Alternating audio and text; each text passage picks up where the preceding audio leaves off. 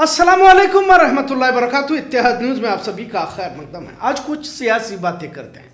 सभी जानते हैं कि कर्नाटक में कांग्रेस की हुकूमत है और ये भी उतना ही अहम है कि कांग्रेस को सत्ता की कुर्सी तक ले जाने में मुसलमानों का ही अहम किरदार रहा है। पर सवाल ये भी उठता है कि क्या कांग्रेस की हुकूमत में मुसलमानों के हुकूक मिल भी रहे हैं या नहीं, या सिर्फ मुसलमान एक वोट बैंक बनकर रह गया है। हमेशा से भाजपा या हिंदुत्ववादियों की जानिब से इल्जाम लगाया जाता रहा है कि कांग्रेस मुसलमानों की हिमायत बनकर काम करती रहती है, पर हकीकत में देखा जाए तो महज एक इल्जाम ही कहा जा सकता है, क्योंकि भाजपा हो या कांग्रेस, मुसलमान तो महज तराजू के दो पलड़ों की तरह कभी इधर कभी उधर झुकता तो है, लेकिन मुसलमान के भाजपा को कभी वोट नहीं देता। पहले जेडीएस को लेकर कभी वोट जेडीएस कभी कांग्रेस, इस तरह एक तरह का बैलेंस देखा जाता था। पर जब से जेडीएस भाजपा से इश्क लड़ाने लगी है तो मुसलमानों ने जेडीएस को छोड़कर एक तरफा कांग्रेस को ही वोट दिया है। आज मौजू इसी बात पर है कि क्या कर्नाटक में कांग्रेस मुसलमानों की मजबूरी है या फिर जरूरत, क्योंकि चुनाव से पहले जिस तेजी से और जोश के साथ मुसलमानों को माइल करने के लिए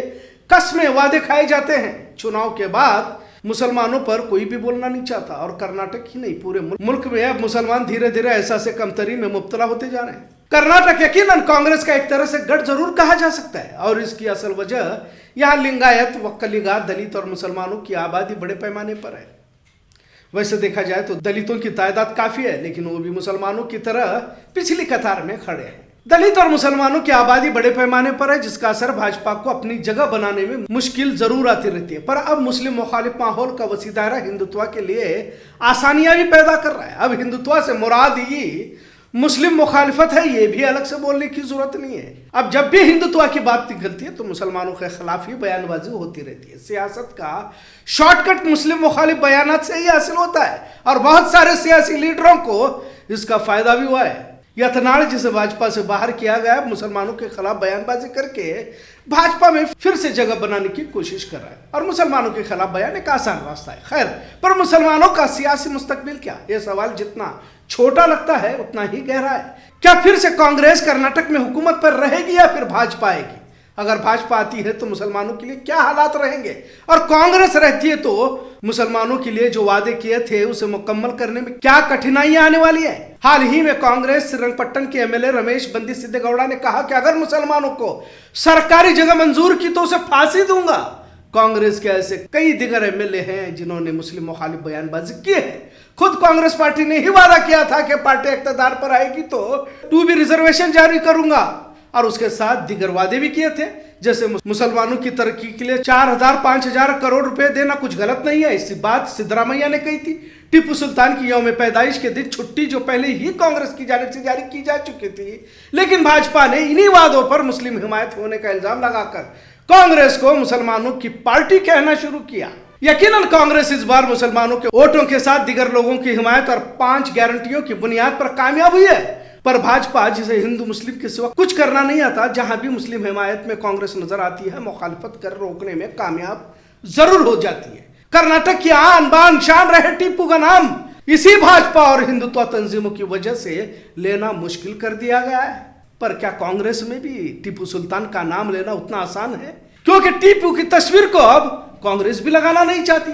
आपने गांधी भारत के दौरान बेलगाम में भी देखा होगा, और दिगर जहां पर भी कांग्रेस के इजलास होते हैं वहां टीपू सुल्तान नजर नहीं आता। मतलब कहीं तो कांग्रेस भी अब हमसे दूरियां करना चाहती है, जबकि वोट हमारे ही लेती है।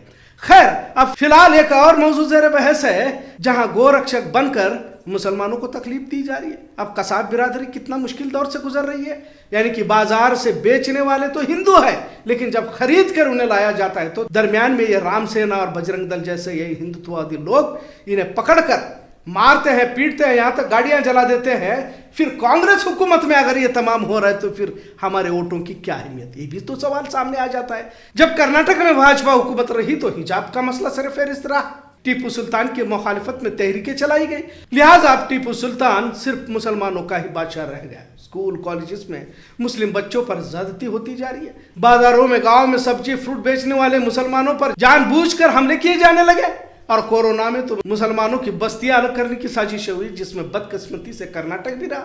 अब इन तमाम के दरमियान मुसलमानों के लिए रास्ता क्या होगा? क्या आगे की सियासत में मुसलमानों का किरदार रहेगा या फिर वोट डालकर लंबी खामोशी की तरह रहना पड़ेगा।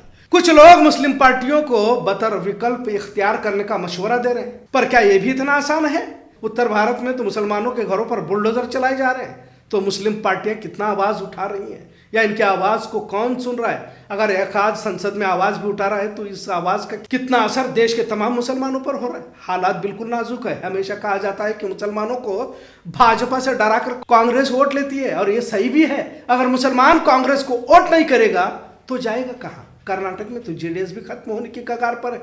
जेडीएस अपने वजूद के लिए खुद ही भाजपा के दामन में समेटे हुए है। दीनी रहनुमाओं में दूरअंदेशी की कमी रही है, ये भी उतना ही सच है। मुसलमानों को आजादी के बाद से कयामत तक कांग्रेस ही का दामन थामने की तरगीब दी गई।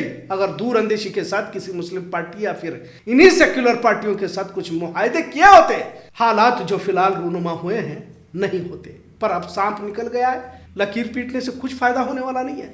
मजहबी तंजीमें भी खामोश है, मदरसों पर ही अब नकील कसी जा रही है। हजारों मदरसे बंद हो चुके हैं। माहौल खराब करने के लिए मस्जिदों के नीचे मंदिर तलाशने की मुहिम चलाई जा रही है। अब तो मैसूर के टीपू सुल्तान की मस्जिद आला के नीचे भी शिव मंदिर का दावा कर कहानियां सुनाई जा रही है। वोट चोरी के मामले भी सामने आ रहे हैं। अदालतें भी अब सत्ता के हक में फैसले दे रही है। ईवीएम के जरिए भाजपा जीत रही के दावे बार बार किए जा रहे हैं, और इन तमाम मामलात का असर किसी और को हो या ना हो, पर मुसलमानों पर जरूर पड़ रहा है। और मुसलमान इन तमाम मामलात में कहां खड़ा है और वो क्या कर सकता है? ऐसे वक्त में सियासत में हिस्सेदारी होगी या नहीं का सवाल अब आन खड़ा है।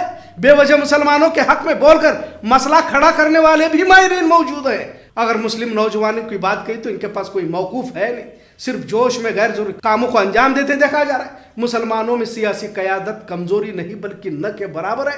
मस्जिद के इमाम उलमाओं का काम तो अब सिर्फ इलेक्शन में वोट किसे देना है और आखिर में कांग्रेस ही को देना है, इसके ऐलान तक ही महदूद रह गया।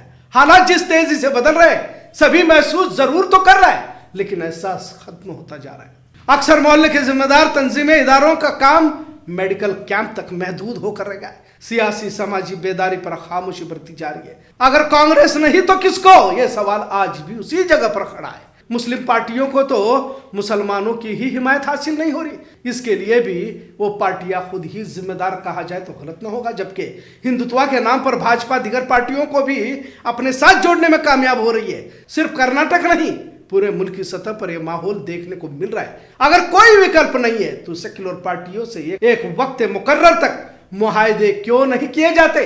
आखिर भाजपा या संघ हम पर कहां तक जुल्म करने वाले हैं? कहीं से तो शुरुआत जरूरी है, पर यह भी उतना ही सच है कि मुसलमान जुल्म सहना तो पसंद करता है, पर जुल्म के खिलाफ आवाज उठाना अब इसके बस की बात नहीं रही। फिर आप इसके लिए इस दौर के इल्मी माहिरीन को ही जिम्मेदार ठहराए तो गलत ना होगा। बात सख्त लग सकती है, लेकिन हकीकत है हालात बहुत तेजी से बदल रहे हैं। अक्सर मुस्लिम तबका अपने जाती मसाइल में मुलविस है। जुमा की नमाज भी मुसलमान रस्मी अदा करते हुए देखा जाता है। मुसलमान जमातों के खेल से बाहर आने को तैयार नहीं है। मुत्तहिद होकर इत्तेहाद के साथ मुकाबला करने की बात किसी भी मस्जिद से अब तक तो सुनी नहीं जा रही। लिहाजा सियासी मैदान में मुसलमान कहां खड़ा है इसे खुद पता नहीं। कांग्रेस अगर सिर्फ इस्तेमाल कर रही है तो फिर इसके लिए रास्ता क्या है वो भी तो बताया जाए। विकल्प क्या है इसका भी जवाब नहीं है। मुस्लिम पार्टियां खुद ही अपना वजूद बचा ले काफी है। इन तमाम के दरमियान कांग्रेस को मजबूरी समझी जाए या फिर जरूरत, इसका भी फैसला मुसलमानों को खुद ही करना होगा। और इन तमाम के लिए बेदारी एहसास की जरूरत है, और फिलहाल तो इसका फुकदान या इसकी कमी नजर आ रही है, ये भी उतना ही सच है, इतना जरूर। आज का मौजू कैसा लगा इस पर जरूर कमेंट करें। इत्तेहाद देखने के लिए शुक्रिया। अल्लाह हाफिज।